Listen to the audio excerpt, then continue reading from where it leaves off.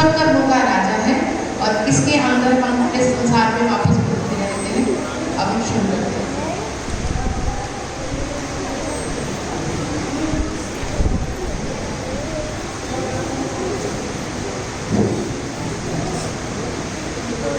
अजी सुनते हो, मैं कहती हूँ तन्वी की जॉब लग जाए तो गंगा ना सोच रही हूँ। अभी यही टेंशन रहती है मेरे को सिर्फ कि इसकी जॉब लग जाए, अगर बेटा सेट हो जाए तो चैन आ जाए। सोच रही हूँ कि मंदिर जाकर, माता के मंदिर जाकर चूना चढ़ाया। अरे वो बॉम्बे इंटरव्यू के लिए जा रहा है, अगर उसका सिलेक्शन हो गया तो इतनी दूर वो अकेला रहेगा, क्या तुम उसके बिना रह पाओगी?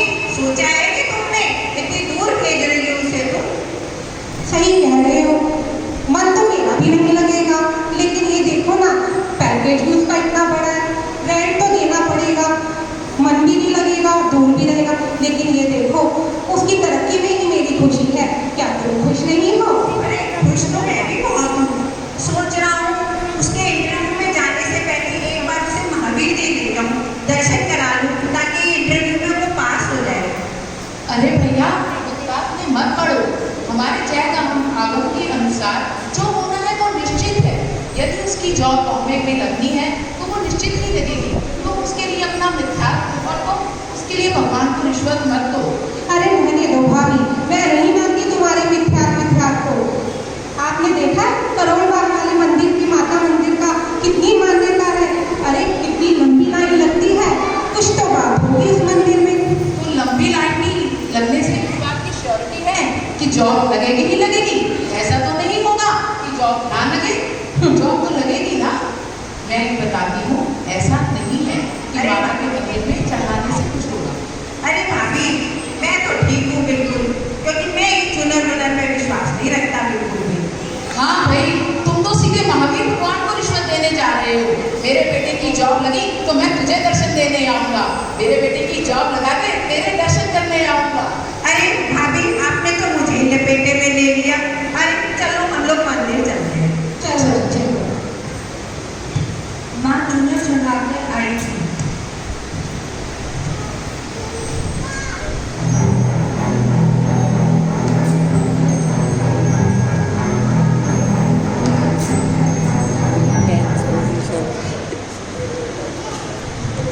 एक हफ्ते बाद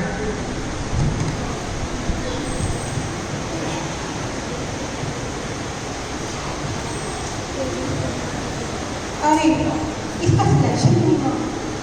लो जी लो, सुन लो, इसका सिलेक्शन ही नहीं हुआ। और देखो, कभी कभी किसी का कहा हुआ भी सच हो जाता है। जब देखो बोलती रहती है तुम्हारी भाभी कि सिलेक्शन होना होगा तो हो जाएगा, सिलेक्शन होना होगा तो हो जाएगा, नहीं तो नहीं होएगा। आखिर वही हुआ जो ये चाहती थी। अरे तुमने तो इतना सब कुछ करा, उसके लिए इतना करा, चुनाव भी चढ़ा कर आई, फिर भी नहीं हुआ। तुम तो जो कर सकते थे तुमने कर लिया, अब तो बस खैर है। हाँ हाँ, चढ़ा कर आई थी चूनर, लेकिन क्या करूँ, माँ हो ना, मन नहीं मानता। चूनर चढ़ाई आई, लेकिन फिर भी देखो मेरी मन्नत तो पूरी नहीं हुई। लग गई ना किसी की नजर। अरे नहीं नहीं भाभी, किसी की नजर नहीं लगी। जो होना है वो उसी समय पर, निश्चित समय पर होगा। रहने दो भाभी, जब देखो तब अच्छा अच्छा ही बोलती रहती हो। जिसका दर्द हो वही जाने। एक महीने बाद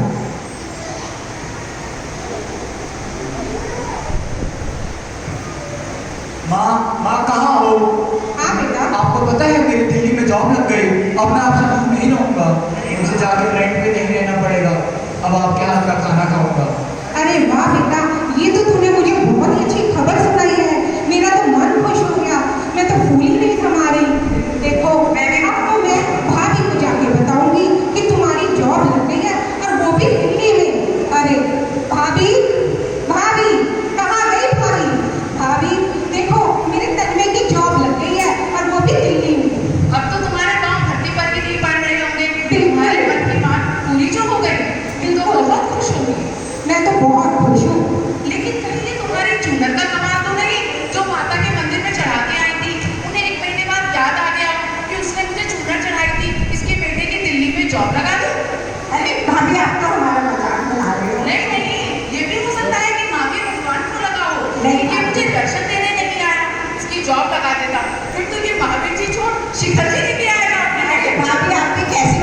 रहे हो?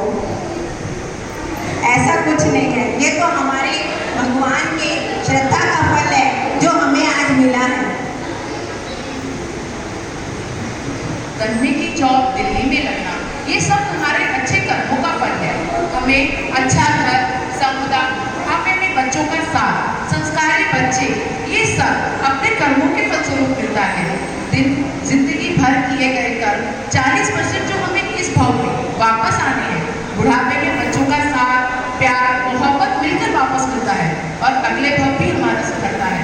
इसलिए हमें कभी मिथ्यात्व में नहीं पड़ना चाहिए, ना ही भगवान को रिश्वत देनी चाहिए। हाँ भाभी, हमसे गलती हो गई, हमें माफ कर दो, तुम सही कहती हो। आगे जीवन तुम्हारे बताए रास्ते पर चलेंगे। अब भगवान पे शैतान करेंगे, उनका पूरा विश्वास रखें। जय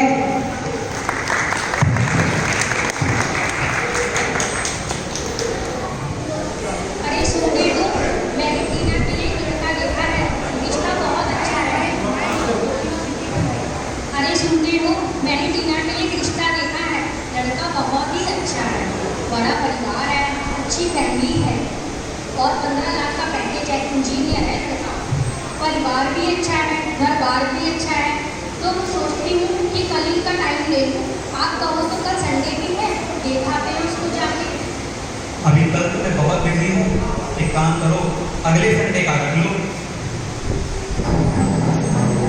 2-3 दिन बाद तुम्हें तो फुर्सत होगी नहीं, रिश्ता हाथ से चला गया, लड़के का रिश्ता कहीं और हो गया पक्का। अब ढूंढो फिर से कोई और। अरे प्रीति, भाभी इतनी चिंता क्यों करती हो? जब टीना का रिश्ते का टाइम आएगा सब अपने आप हो जाएगा। देखो इसमें भी कुछ अच्छा है। एक और रिश्ता देखा है मैंने, एक और रिश्ता देखा है मैंने, सौरभ नाम है उसका। अब बढ़ता हूँ उसमें रिश्ते में पैकेज इतना ही है, घर थोड़ा छोटा है, खैर कोई नहीं। अब इस रिश्ते को तो हाथ से जाने ना दूंगी मैं। भाभी इतनी चिंता ना करो, ये सौरभ लड़का क्या पता पहले रिश्ते से ज्यादा अच्छा हो, घर छोटा हो लेकिन लड़का ज्यादा अच्छा हो, ये भी तो हो सकता है। आप मेरे भाई के पीछे ऐसे ही पड़ी रहती हो।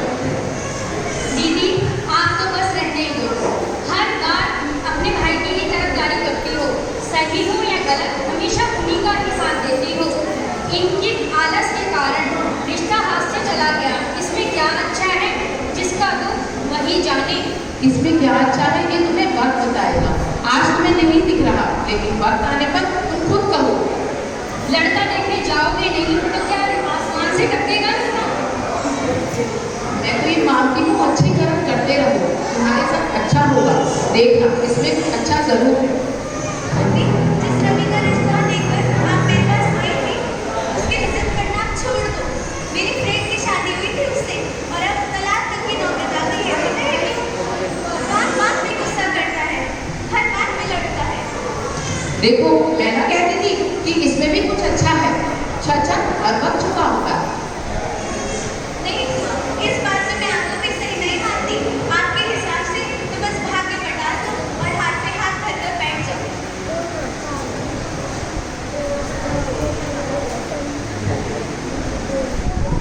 तन्मय,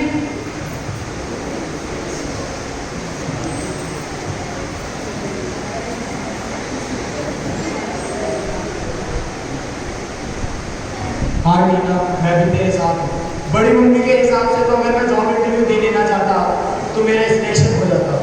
अरे अगर जॉब लगनी होती ये फिक्स है तो वो क्या जॉब घर देने आते? नहीं बच्चों, मैं तुम्हें ये नहीं कह रही कि भाग्य के लिए हाथ पर हाथ धरकर बैठ जाओ। तुम्हारी जॉब कब, कहाँ, किस समय, किस एरिया में लगनी है ये तो निश्चित है, लेकिन उसके लिए तुम क्या मार्ग अपनाते हो सिर्फ वही तुम्हारे हाथ में है। अगर तुम अच्छे कर्मों से अपनी कुल्लत भरते रहोगे तो तुम्हारा रास्ते आगे साफ होते रहेंगे, तुम्हें कोई परेशानी नहीं होगी। मैं तुम्हें एक सेठ की बात बताती हूँ, शायद तुम्हें वो बात समझ आए।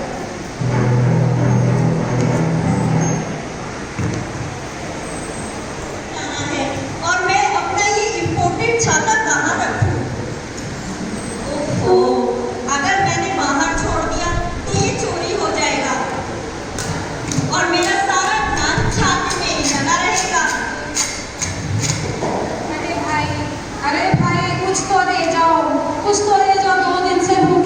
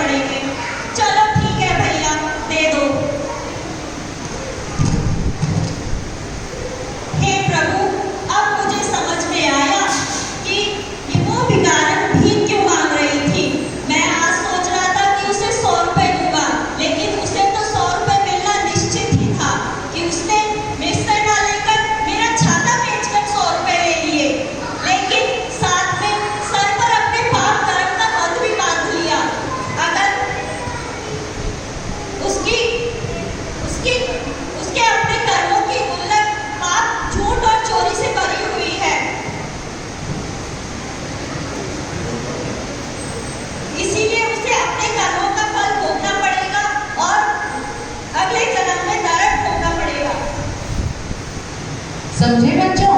इधर आओ। समझे बच्चों? इधर आओ। जिस तरह उस भिखारी को 100 रुपए मिलने निश्चित थे, लेकिन उसने कर्म बुरे किए, इसी तरह मैं तुम्हें कह रही थी कि तेरी जॉब तो निश्चित थी कि मुझे दिल्ली में जॉब मिलनी है और 1 महीने बाद मिलनी है, लेकिन उसके लिए कर्म बांधना ठीक नहीं। तेरी मम्मी ने विख्यात का कर्म बांधा और चूनर को मंदिर में चढ़ाया, जिससे वो भव में संसार में घूमती रहेगी। और टीना की मम्मी ने अपने मन में वो किया कि मेरे बच्चे की शादी अभी नहीं हुई, जबकि वो समय ही नहीं आया था। इसलिए हमें कर्म अच्छे करते रहना चाहिए, और अच्छे कर्मों से अगर हम अपनी गुल्लक भरते रहेंगे तो आगे आने वाला समय हमें वापस वही देगा और अगला भव भी हमारा अच्छा होगा।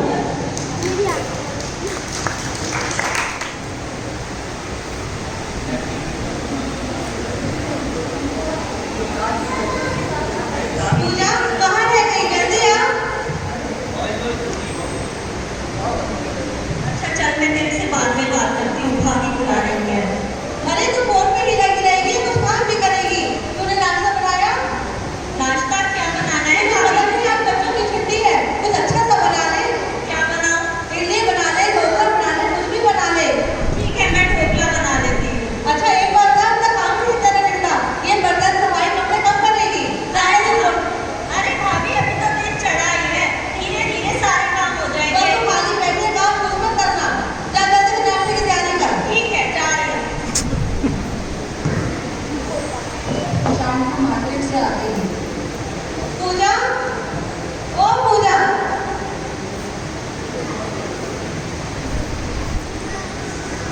हाँ भाभी, तूने दिन के खाने की तैयारी करी? क्या बनाया खाने में? दाल चावल बनाए भाभी। दाल चावल? कोई सब्जी नहीं बनाई? सब्जी? पूरे दिन खाली बैठे थे, सब्जी बना लेती। सब्जी? सब्जी लाए हो? तुम कहती तो मैं लेकर आती ना सब्जी। अच्छा मैं मार्केट जा रही हूँ, कुछ और मंगाना है तो बता दो। और आज बच्चों की छुट्टी है, उनके लिए शामी ने कुछ बनाया? चाय के साथ पकौड़े बना लो। अभी पकौड़े तो बन नहीं सकते, सुबह मैंने ढोकला बना लिया था, अब तुम बेसन ले आओ तभी पकौड़े बनेंगे। तुम्हें नहीं कभी याद आता था कि ये खत्म हो रहा है, वो खत्म हो रहा है? आ रही हो ना, ले आना।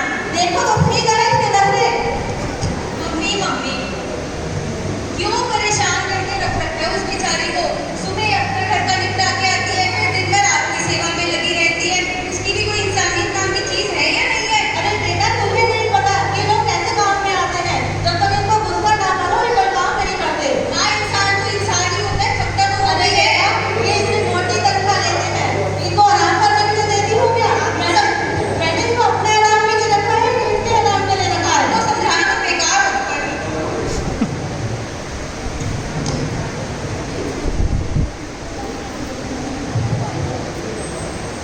सारे दिन काम काम काम, जितना भी काम कर लो भाभी को कभी खुशी नहीं होती। पता नहीं कितना काम। अरे मेरा भी तो शरीर है, मेरा भी तो शरीर दुखता है, मैं भी कितना काम करूंगी। अब मैंने भाभी को कह दिया मेरी तबीयत ठीक नहीं, तो भाभी का मुंह बन गया। हम सारे दिन गुस्सा ही करती रहती है बस। 10 साल बाद। माँ, अरे माँ क्या हो गया? आपकी तबीयत ठीक नहीं है क्या? अरे बेटा सारा दिन हो गया मुझे आराम करते हुए, फिर मेरा सारा शरीर दुख रहा है, पता नहीं क्या हो गया। लगता है तुम उसको मिस कर रही हो। समझाया था ना तुम्हें, काम करने बिना गुजारा नहीं है। हाँ बेटा, आपको समझ में ही नहीं आता है। हाँ बेटा, मुझे तुम्हारी बात समझ में आ रही है। कैसे मैं उसको सारा दिन डांटती रहती थी छोटे छोटे काम के लिए, और मेरा खुद का शरीर काम नहीं कर रहा है। अगर आप पे बीत रही है तो आपको समझ में आया नहीं आया? मुझे अपनी गलती का एहसास हो गया है। माँ, मयंका अपनी टीचर की जॉब से जैसे तैसे अपने बच्चे पार करती थी। वो अपने भाई से कभी कभी मदद ले लिया करती थी।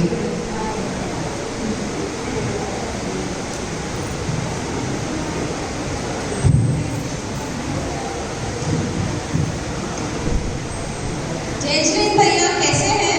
जय हिंद बहन, तुम बताओ कैसी हो? मैं अच्छा हूँ। मैं भी एकदम बढ़िया हूँ भैया। आपसे एक काम था। हाँ बताओ बहन। मुझे जरा 10,000 रुपए की जरूरत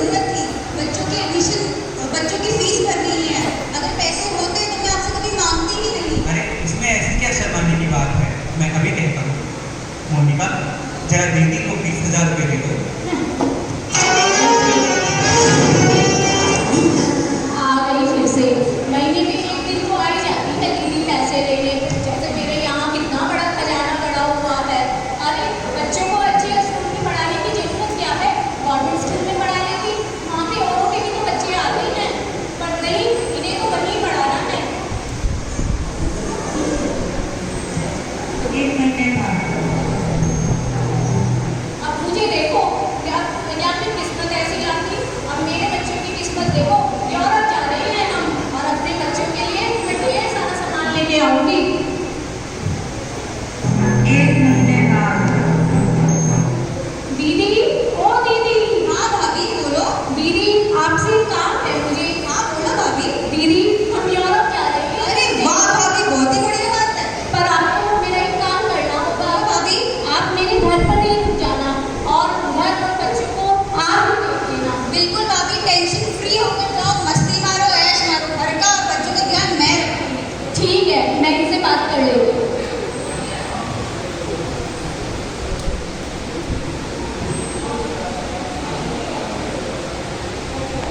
अरे सुनो, मैंने दीदी को घर पे रुकने के लिए बोल दिया है, और हाँ, अब और पैसे देने की उन्हें जरूरत नहीं है। अब वैसे भी टिकट्स पे हमारे इतने लाखों रुपए खर्च हो गए हैं, और फिर मुझे शॉपिंग के लिए भी तो चाहिए। मुझे शॉपिंग भी तो करनी है, अपने बच्चों के लिए सामान लेकर आना है। ठीक है, जैसा तुम ठीक समझो। और भैया भाभी ट्रिप पर चले जाते हैं। कुछ दिन बाद टीवी पर न्यूज़ आता है।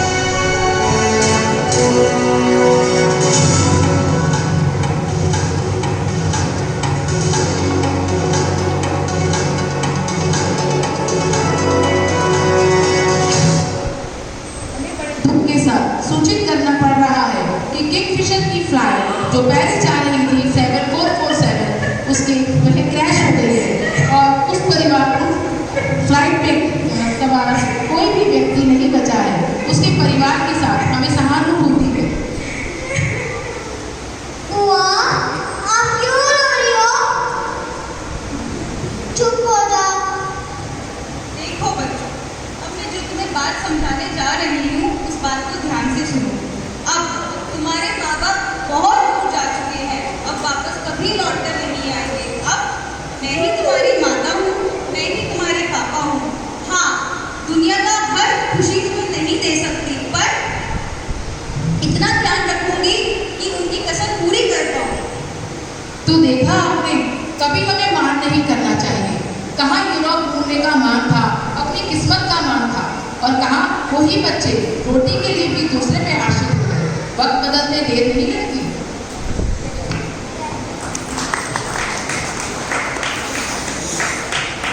मायाचारी। बेटा,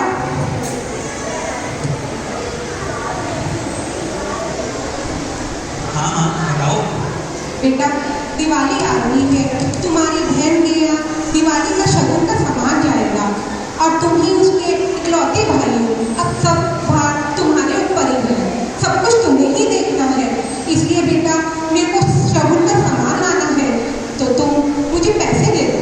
हाँ हाँ, बताओ कितने चाहिए? बस 20,000 बेटा। जी हाँ, अभी लाया।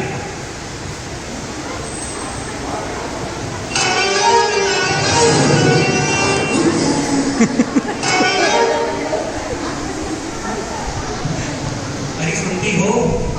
बोलिए। अरे माँ को दीदी को देने के शगुन के लिए दिवाली के पैसे चाहिए, तो जरा 20,000 रुपये दे दो। 20,000 रुपए? क्या करना है 20,000 रुपए का? दिवाली का शगुन देना है या शादी करनी है? 20,000 में तो शादी हो जाती है, कोई जरूरत नहीं है 20,000 रुपए देने की। 5,000 रुपए दो, 5,000 में बहुत अच्छा दिवाली का शगुन हो जाता है। और सुनो, दिवाली आ रही है, मुझे शॉपिंग भी करनी है। 10,000 चाहिए मुझे, बता देती हूँ तुम्हें। माँ, अभी तो बहुत तंगी है, अभी ये 5,000 ही रख लो, इसी में काम चला लो। क्या 5,000? बेटा, इस 5,000 में क्या होगा?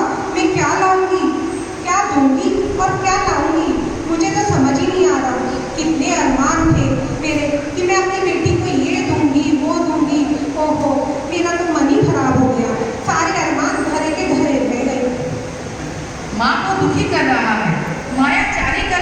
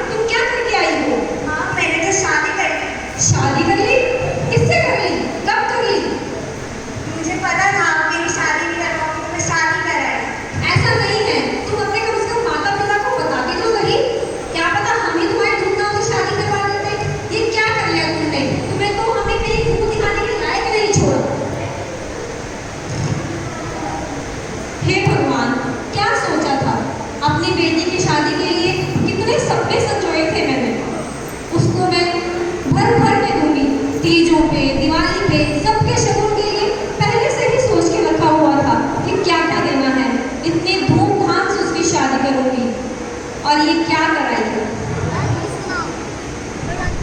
ये वक्त की ही बात है जो आज मुझ पर पड़ी है। माँ का दर्द क्या होता है मुझे आज पता चला है। मैंने माँ जी को उनकी बेटी को दिवाली का शगुन देने से रोक दिया और आज देखो मैं अपनी बेटी की शादी तक नहीं कर पाई हूँ। मेरा किया हुआ मेरे सामने ही आ रहा है।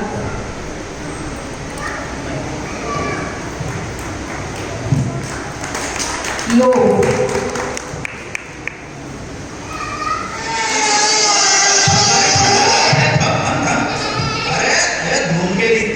कहाँ चला? चौधरी साहब थमा थमा थोड़ा वक्त तो दे दो, सांस तो लेने दो भाई।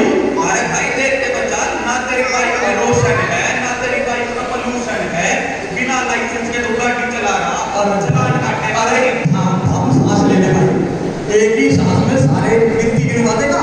लाइसेंस भी है हमारे दोरे पॉल्यूशन भी है और हमारे दोरे भाई सुन ले। और ये जो पॉल्यूशन का कार्ड है ना ये भी है भाई, और उसके बाद भी पूछे भाई तो गलती क्या है ये बता दे इनको। भाई चलान तो काटेगा। ये हरियाणा का चलान यहाँ क्यों पड़ रहा है भाई? भाई मोदी सरकार का राज है। अरे भाई और तो मोदी होगा। अरे भाई देख मैं अभी कांग्रेस का अध्यक्ष हूँ यहाँ पे, इनको ना कटने दूंगा चलान। बाबा के दर्शन पे जा रहा हूँ, दर्शन करने भाई। भाई मोदी के आगे कोई बाबा ना बैठा। अरे भाई कम बोल, कुछ ले दे बात कर ले भाई कुछ। तू क्या समझे मैं रिश्वत लेने वाला लागू? अरे ना रिश्वत लेते हो नहीं लागे, बिल्कुल नहीं लागे। एक काम कर 50% दे और निकल ले पतली गली से। देखा भाई मोदी की सरकार में सब ऐसे ही है, सुन लेना समझ लेना। चल भाई ठीक है 50% से राजी हो गया ना? हाँ भाई। अरे भाई देख ले फिर न पड़ी हो। हाँ ला तो नहीं हुआ कुछ। अरे ला अरे ना होगा भाई, ये ले भाई। ला भाई ला, बहुत बढ़िया। ए बाबा तेरी लीला अपरंपार, तेरे दर्शन के लिए आया था, इतनी की पेनल्टी लग गई, 1.5 की। बाबा तू संभालियो भाई, तू ही पूरे करियो। बोल महावीर भगवान की जय। भाई बिना हेलमेट के पट्टे चला। कहाँ पहन रखा ये? तो पहन रहे।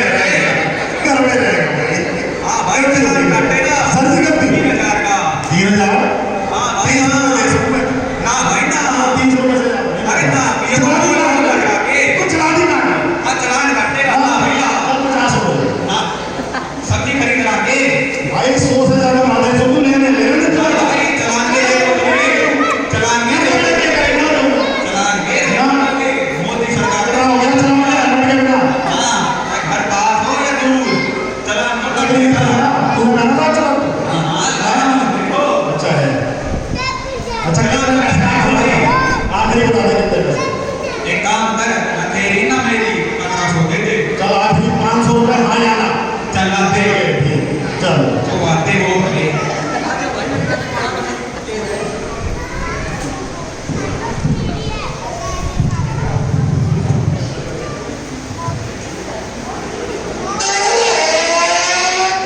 रे छोरी कहाँ जाही कहाँ पे तुम तो ना लगाए तन्ने ना बेटा। गाड़ी चलाते समय मोबाइल पे बात करना हानिकारक हो गए है।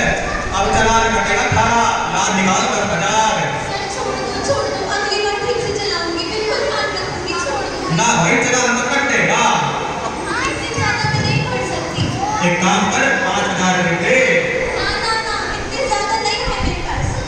4,000 में सोच लो। ना 5,000 देती तो बोल। मेरा बच्चा स्कूल में इंतजार कर रहा है। अरे ठीक है, लो पकड़ो। अरे रूल नाम की भी कोई चीज हो गई ना हो गई। हम भी तो ईमानदारी से अपनी नौकरी करने लग रहे। एक पैसे का हिसाब देंगे सरकार को। फिर भी 1 मिनट की एक बार एक पैसे की ना काम ईमानदारी ना बेईमानी ना आने दें। हमारी भी ईमानदारी की कमाई होती है साहब। हम भी बहुत मेहनत करके कमाते हैं। हाँ दिखता है, सब पता है। चलो निकलो। आज तो बहुत कमाई हो गई।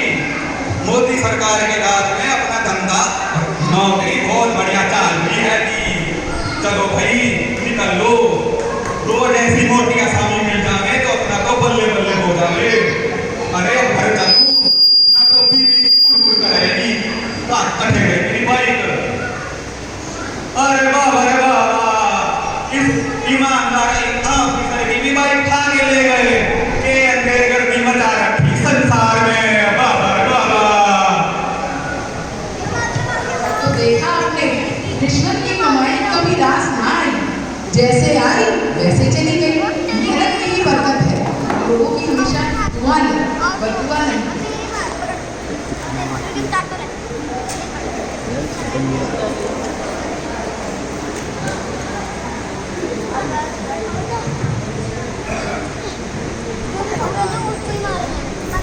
ओ छोटू, जरा इधर आ।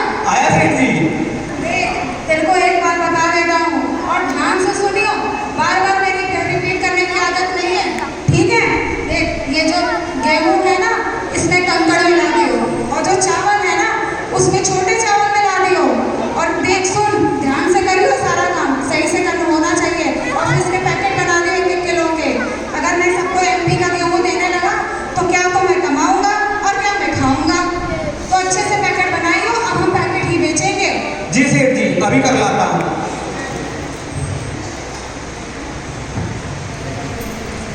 भाई साहब 2 किलो दाल तो देना। अच्छा बेटा, देता हूँ। छोटू, जरा दाल लिया 2 किलो।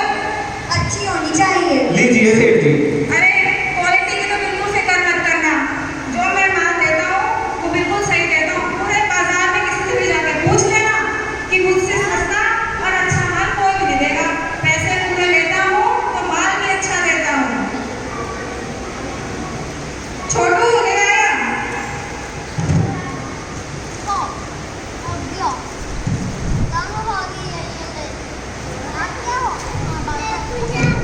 राम राम सेठ जी। राम राम भैया। लो आपका 5 किलो मक्खन ले आया हूँ। अब आया तुम, मैं कल से इंतजार कर रहा हूँ। मक्खन कब आएगा, वाला कब आएगा, अब आ रहा है कल से। चलो कोई नहीं, रख लो मक्खन, रख लो। 5 किलो मक्खन ले। चल ठीक है। और बता, इसके बदले क्या देना है तेरे को? अरे बस 5 किलो ही निकला है अभी तो मक्खन सेठ जी। असल में क्या है, इतनी गर्मी पड़ रही है, गाय दूध ही नहीं दे रही। अब वो दूध दे तो मक्खन बने, यही इतनी मुश्किल से बना कर लाया हूँ। इतनी परेशानी हो रही है। ऐसा करो, आज तो तुम ये 5 किलो मक्खन ही रख लो और इसके बदले मुझे 2 किलो चीनी, 2 किलो दाल और 1 किलो आटा दे दो। ठीक है, रुक बैठ। छोटू, जरा ये मक्खन को ले जा अंदर, यहाँ से निकल जाएगा। अरे सेठ जी, ये मक्खन तो कम लागे है। कम लग रहा है? तूने अच्छे से देखा? हाँ हाँ, अच्छे से देखा। अच्छा, आने में तो आजकल बेईमान हो गया है। 1 किलो की जगह मेरे को 900 में मक्खन चिपका रहा है। कल आने दे, उसका हिसाब करता हूँ। अगले दिन